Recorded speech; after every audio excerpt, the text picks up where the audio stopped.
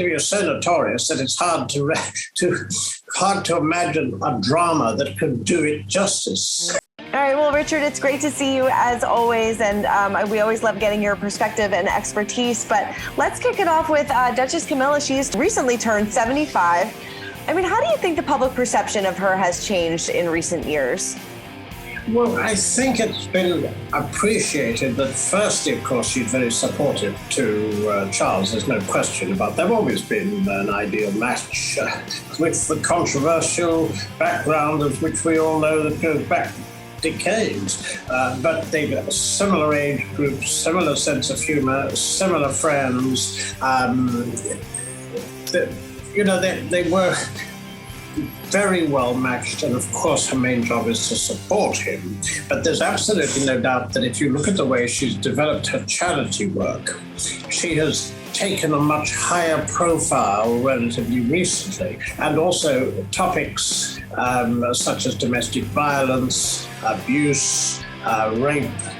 These she has done, I think, extraordinarily well in tackling these and in being supportive, as well as osteoporosis and animal welfare and literacy and so forth. But I think there's a great deal of respect for her publicly, a certain amount of affection. There is also, one has to bear this in mind, I mean, in August, 25 years since Diana's tragic death. So the things have, in that sense, moved on and did some time ago. But it remains the case that when anything comes up about Diana, it obviously reflects badly on Charles and Camilla. And we've got The Crown, a series yet to come, which won't be helpful. But I think there's no question at all that the Queen, in making it certain that she would be Queen Consort and not Princess Consort, because they're nonsense anyway, to do that in a statement marking the Platinum Jubilee year. I mean, that was so significant and so important because this issue was fudged for such a long time. And what was absolutely necessary was to clear this. Otherwise, undoubtedly, when Charles did ascend the throne, if it was announced then, you could imagine problems in the months to come before the coronation, especially.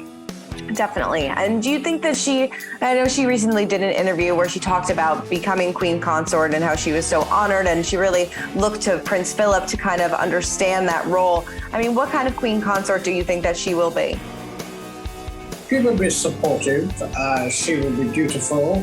There's no doubt she has a fear of flying, but nonetheless, they've carried out some extremely successful tour. Incidentally, the test of a successful royal tour is sometimes, if it isn't noticed or noticed that much, there's no question that she has found a niche, and the British people, I think, respect it. Having said that, I don't think there is overwhelming enthusiasm, there never has been, for her being Queen Consort, but it's accepted. You can see this in the polls, and it's a great deal more accepted that this one day will be the case. So I think she's also, and the Queen realizes how well she's done, and this is reflected. She's the Lady Companion of the Order of the Garter, which is the senior order of chivalry. She's a Privy Councillor. She's also got the highest rank of the Royal Victorian Order. All of this in the Queen's personal gift. So, given the fact that there was such an awkward background to so much of this, things seem to be stable in this particular area, and she is a much valued, hard-working member of the royal family who, so far as charitable activities is concerned, is pretty high profile too, alongside her support, of course, for Charles.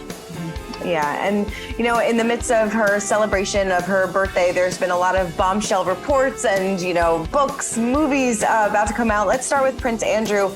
This movie, Scoop, that they are in production or starting to get into production with. How do you think this movie will kind of rattle the royal family? Are they worried about this at all?